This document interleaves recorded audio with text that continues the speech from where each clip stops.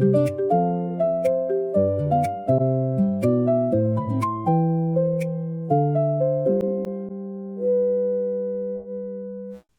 everyone, I'm back finally with another interview. I'm so excited today. She's my friend from my engineering days, and we had so much fun in our.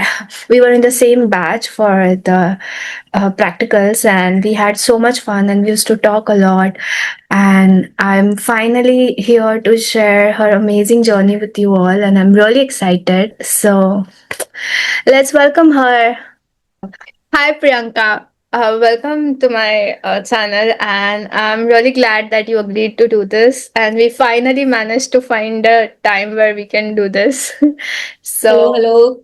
Thank you for having me here. I know we've been trying to get in touch and do this for a while now, but I'm very glad we're doing this today.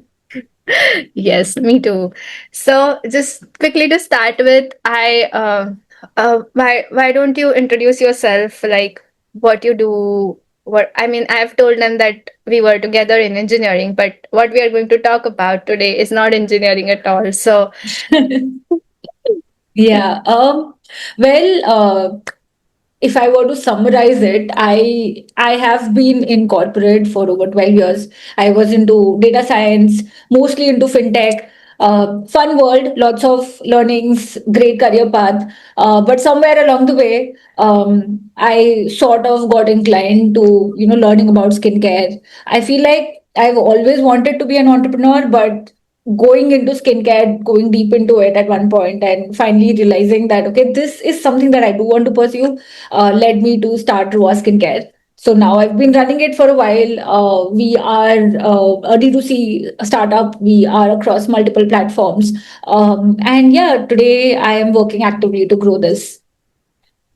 that's so good to know. And I remember we used to talk a lot about what we imagine to do in the future, and we were always the crazy ones, dreaming a lot. I remember, I think we've always had this in common where our entire class is talking about, pursuing power systems and, doing engineering and getting full-fledged into it. And the two of us were the kind of people who, okay, we want to try this and we want to try that and we want to be entrepreneurs. I think that's something we've always had in common.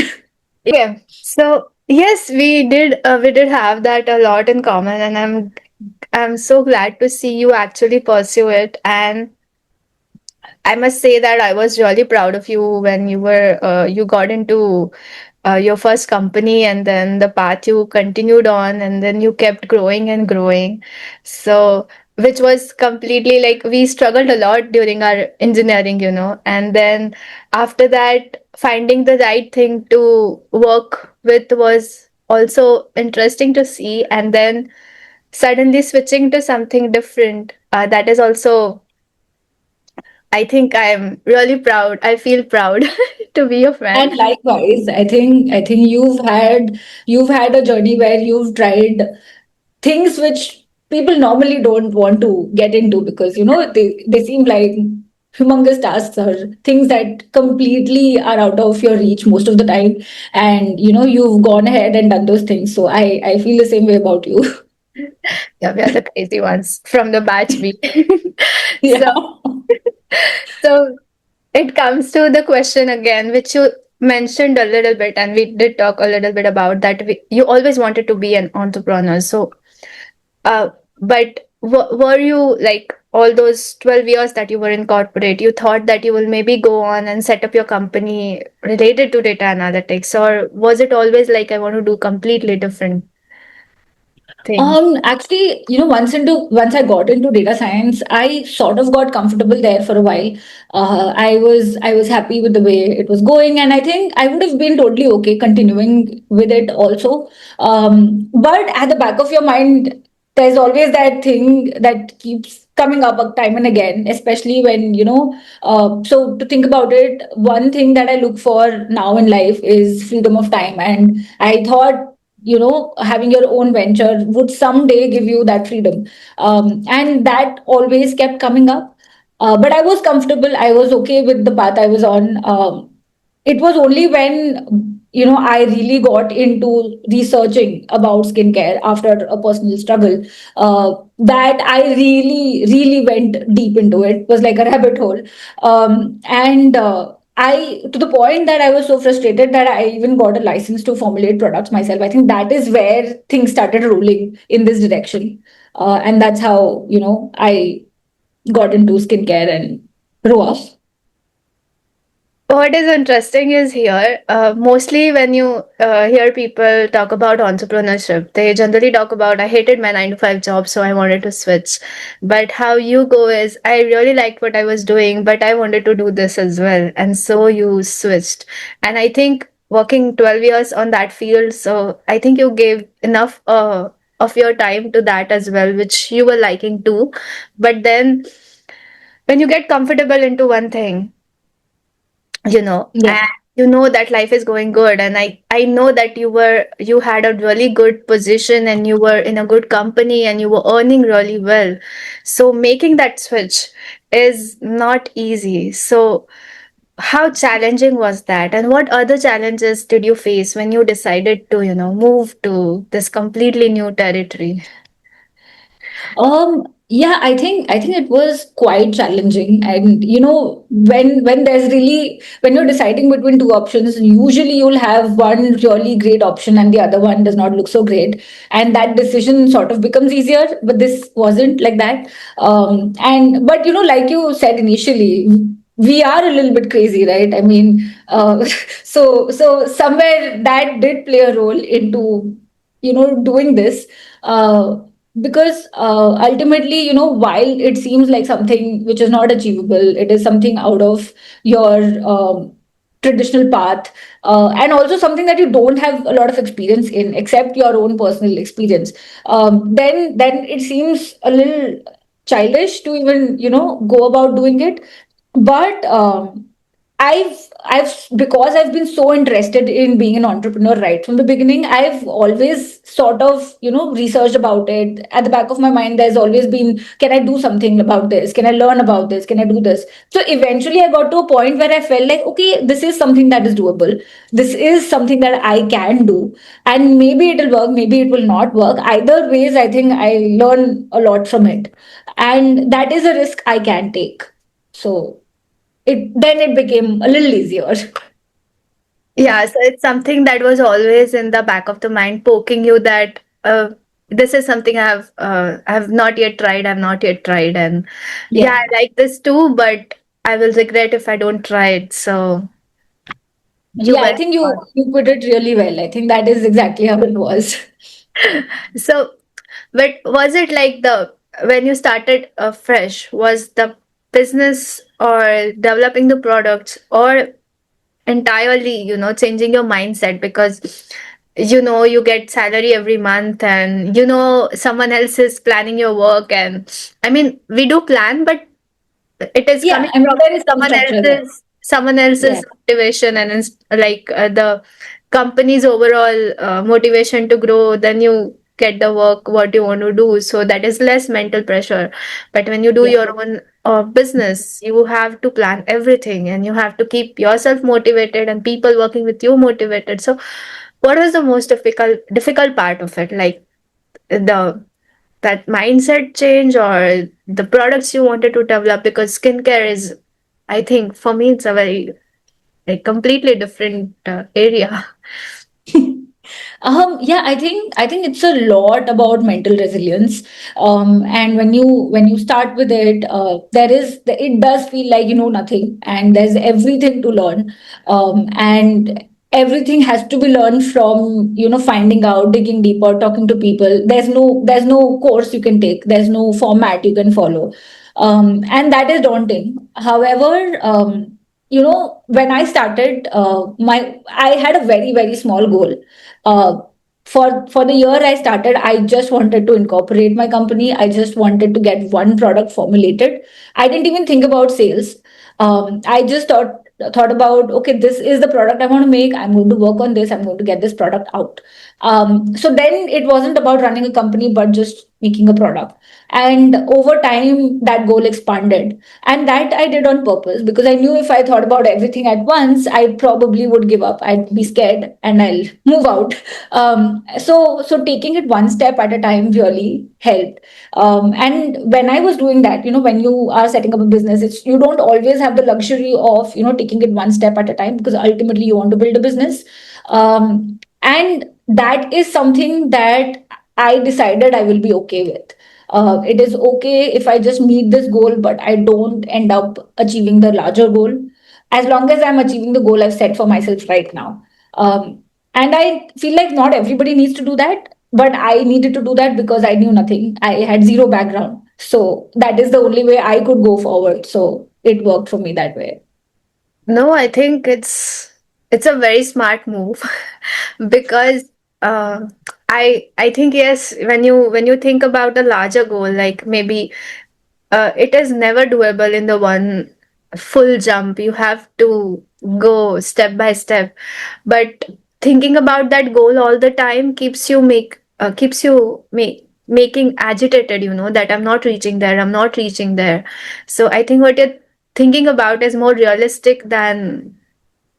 I think it's a very uh, I don't know, like thinking about it when you start something new is very smart thing and is very inspirational, because people tend to get all dreamy and think about all like a bigger picture and to keep them motivated. But yeah, what you did was something to really learn from, because I think I learned that after really falling for multiple times. I learned that we should go step by step and be happy with small things. So ultimately, one day you will be there and you won't even realize that you're there where you wanted to reach. But yes, that was really, I mean, amazing to know that. Was your 12 years of professional experience helped you get to that, or it was just something that came from within? I think it helped a lot. I when I first started out, I didn't know how to work in an organization. I didn't know how big projects got executed, and learning with different teams, learning with your peers, your seniors, learning about how to actually convert an idea into something. That is something I never had any exposure to, and that is something that I've learned from my corporate career. So I would say that ultimately it is about execution and converting an idea into something, and that core skill came from my corporate career. Interesting. Like you you carried something forward with you instead of completely discarding it. So Yeah, I I mean, 12 I years mean in a field how to do much that too. how much we have grown, like remember from Yeah, those days where we used yeah, to fumble yeah. on very small things and we used to get Yeah. worried I'm pretty about. sure back in college, I don't know if our teachers really expected anything from me. From you, probably. I don't know. I Not in engineering. Maybe before not in that I was engineering. better, but in engineering we were like, okay, Yeah. we were just doing fine. And then Yeah, I and think we that used was to okay panic at a the lot time. about um even our assignments and our exams. That now thinking, like seeing you think this organized, is only shows like how much we have grown, right? I mean, Yeah, yeah. so just the way you learned from your 12 years of corporate experience, what this new entrepreneurship that you have taken up, and especially about skincare, has taught you new, and especially about skincare products that you would like to share with others. Specifically about skincare, I think if I were to speak about the market itself, it is a growing market, and there will always be, in a growing market, there will always be new gimmicky products that would come out, and there will be room in the market for them. But at the same time, there will also be room for niche solutions where you are taking a small problem, but it is affecting a lot of people and it is unsolved, and there will be room for that. So the market is big and is growing, and as long as you pick a lane, you will find a market for you. I think that is what I've learned with skincare. But overall, just doing building a D2C brand and finding a startup and that experience has taught me that ultimately, if you break down any big problem into many small problems and go over them one by one, eventually you do get there. It could be a long path and a lot of tripping and falling on your nose, a lot of that. Eventually, however, you would get there. Yes, true that. I remember seeing your Instagram reels and the content that you have posted for Roa, and I remember one thing that stayed with me is a lot of skincare products are comes from Western market or other markets, and then they try to sell it for Indian skin, like Indian skincare. But we Indian skincare can be different because Indian skin is different. Was it your starting point to start with this product? Yeah, yeah. Yeah, absolutely. I think to give you a little bit of background, during pandemic, I actually struggled with a lot of skin issues, and to the point that I would sit and spend every minute of my time researching about skincare because I wanted to solve it, and I was not able to solve it. I was buying product after products, and over time, I got to a point where ultimately there is a real situation that my skin has, which is common across most people in India, which is the high melanin response. And most of the products do not actually solve for it. If you look at the ingredient lists and you try to understand what each ingredient is doing, there's 90% of the product that is just stabilizing the product or giving it the texture, and then there is something that is working on hydration, maybe it is working on fine lines. There is hardly anything that is working on the melanin response of the skin. That is the typical composition of products in India, and that was very amusing to me. I think that is when I went down the rabbit hole of finding out, is this really happening or is this just me? And maybe I'm not finding the right information. Maybe I'm missing something here. And then eventually it got to a point where, okay, this is really not getting solved for, and it could be something that we can build. And yeah, that's how I learned that Indian skin needs its own skincare. Interesting. And I think we do have our legacy of skincare actually in India, but somewhere we have lost into the Yeah. process, and we have gone up to other countries to get the skin. Like the Korean skincare is so Yeah. popular now. No doubt they have good products, but of course they come from a different climatic regions. So what works for them Yeah. might not work completely for us. So I hope that Yeah. you are able to, focus on this point more, and more people understand this, and then your product grows more and more based on that. And it's a classic example of I like someone having an issue, and because it is not being solved by anyone else, so you decided to solve it yourself. So that's something that's really, really nice to know. So, uh, Priyanka, I have a few questions that you maybe can try to answer, one line, like a quick response, what comes to your Okay. mind. So, Okay. so one habit that helped you as a founder, what would you say? Organizational skills. Ah, very important. One product or idea you're most proud of out of all the I think the products. core idea of solving for pigmentation and melanin. Yeah, it is, I think, a great idea. I mean, it is going to be. Glad you think so. No, no, it is something that stayed with me with all that I have seen on your Instagram, and it is something that stayed with me so much. Advice, advice to your younger self before starting this, like one thing that you thought you should have known before you started getting into skincare and entrepreneurship. Um, I think I would have certainly chosen a different path if I knew I was going to be in this. That would have equipped me with this. But regardless, it's important to back yourself up, even if you're starting at a point where you're on a different path. Maybe you would have worked in different companies Yeah, to. yeah, Yeah. yeah. One message for someone who wants to start their own brand. What would you want to tell them? I think it's important to do the research, but nothing can beat actually trying it, failing, and then trying again. So that it is important. It is important to start at some point. So there is no foolproof plan, and sometime you just have to jump in, and then the only way to go forward is to fall and learn. Yes. Yeah. Yeah. What does success mean to you in this I regard? think more and more now it is having some freedom in time with respect to time, because ultimately you want to use your resources, you want to use your time well, and you can't do that when you don't have at least some freedom with respect to time, and that is what I'm chasing as freedom for myself.